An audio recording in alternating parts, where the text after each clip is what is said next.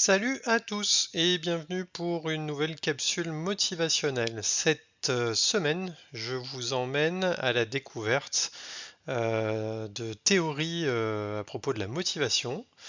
Donc on va discuter aujourd'hui d'une première théorie qui s'appelle le modèle COMBI, dont on a un petit peu parlé dans une capsule précédente quand on a discuté d'un article qui parlait de la roue du changement, hein, le The Behavior Wheel.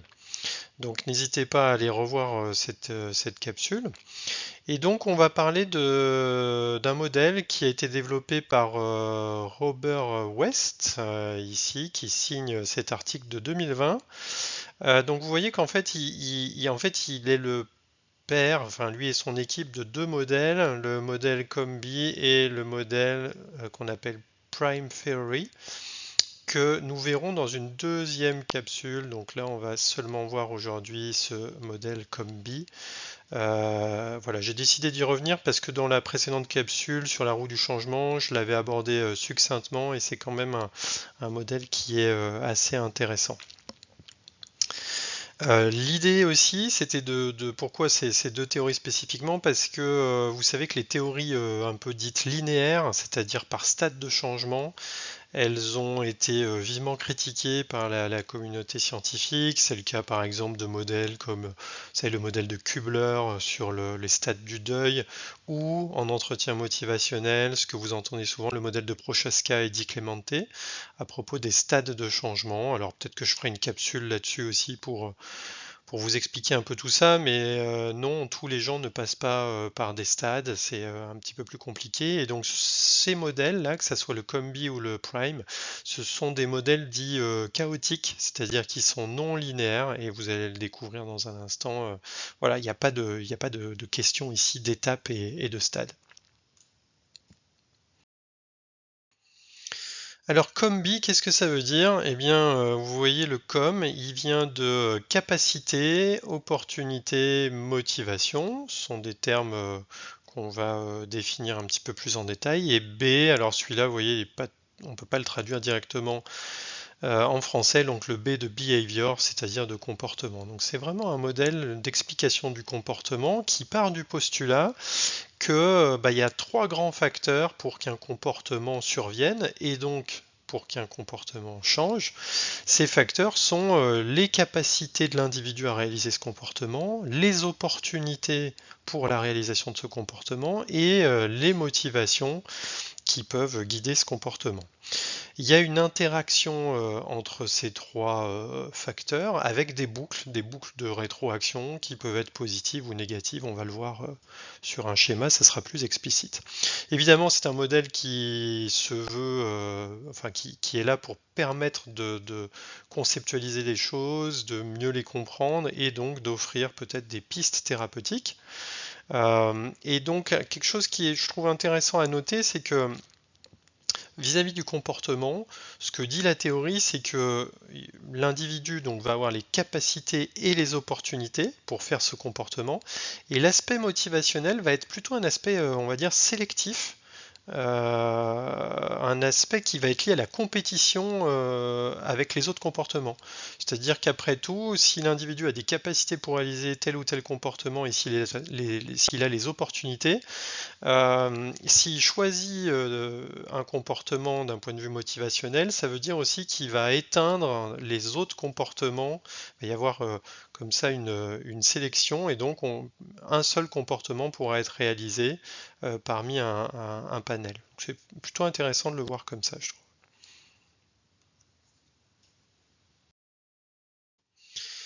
Alors, pour les définitions et la compréhension, donc le West, il dit qu'est-ce que c'est qu'un comportement? C'est un ensemble d'activités humaines individuelles qui impliquent des contractions de l'appareil musculaire.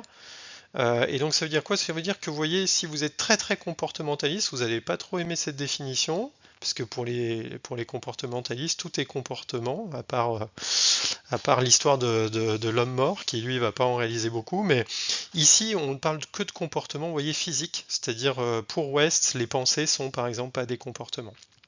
Donc gardez ça quand même parce que c'est important pour comprendre la théorie.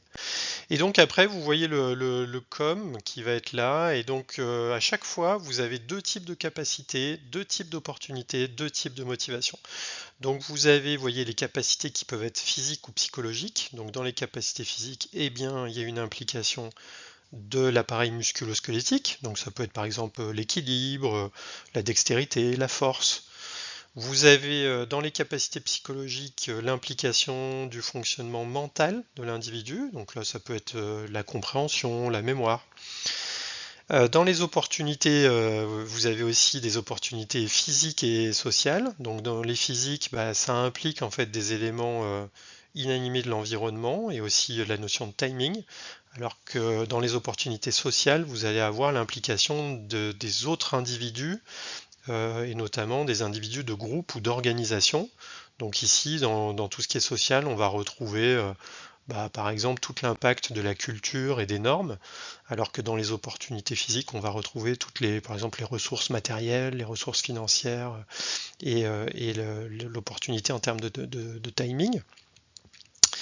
Et puis les deux derniers, donc qui concernent vraiment ce qu'on appelle motivation chez West. Donc vous avez toute la sphère automatique, celle qui implique pour West les affects, les habitudes, donc dans lesquelles on va retrouver tout ce qui est aussi désir, on va retrouver un certain nombre de besoins. Et puis donc vous voyez c'est une catégorie qui peut être à cheval avec les motivations réfléchies, qui elle implique le système de pensée consciente, dans lequel on va retrouver tout ce qui est planification, évaluation, voilà tout le cogito.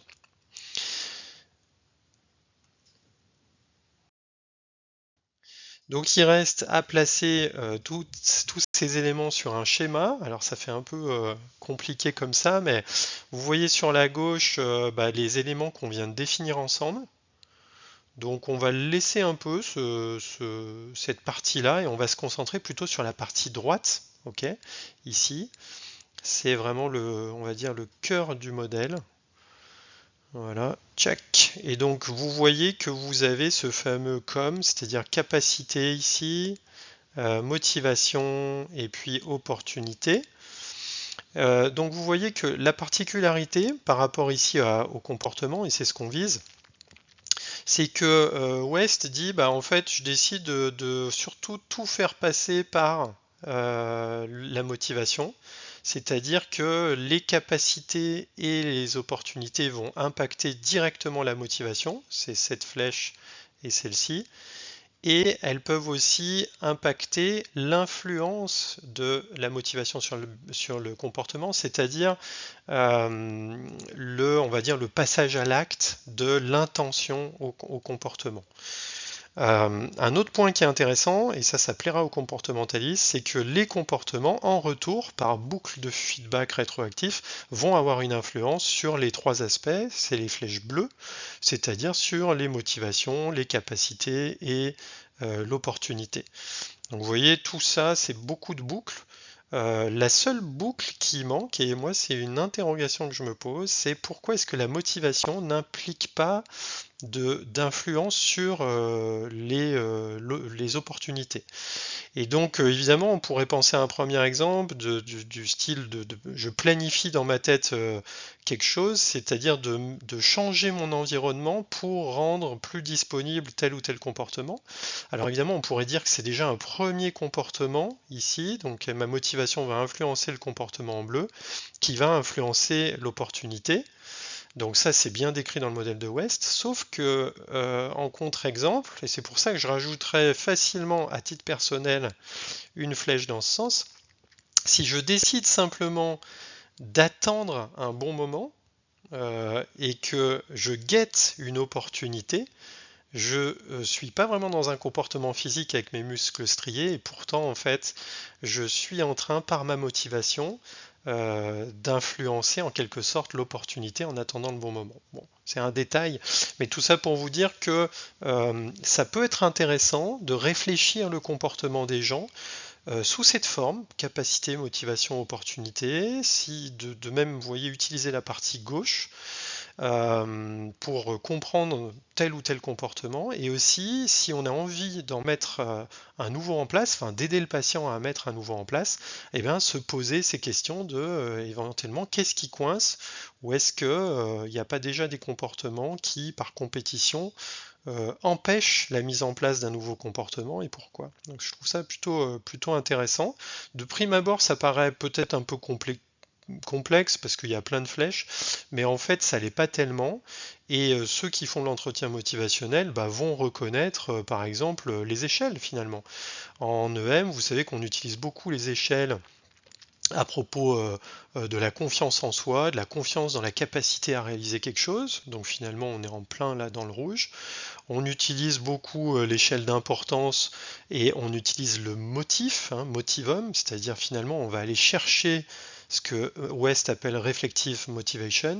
Et puis on parle souvent du bon moment, il y a même des gens qui parlent d'une échelle de bon moment, et là on parle souvent finalement des opportunités. Donc c'est simplement une façon, voilà, de réfléchir la motivation et le comportement d'une manière voilà, un petit peu schématique. Je vous souhaite une belle lecture de cet article, et puis je vais revenir très vite pour vous présenter une deuxième théorie qui est aussi très intéressante, qui s'appelle le Prime Theory. Donc à très vite.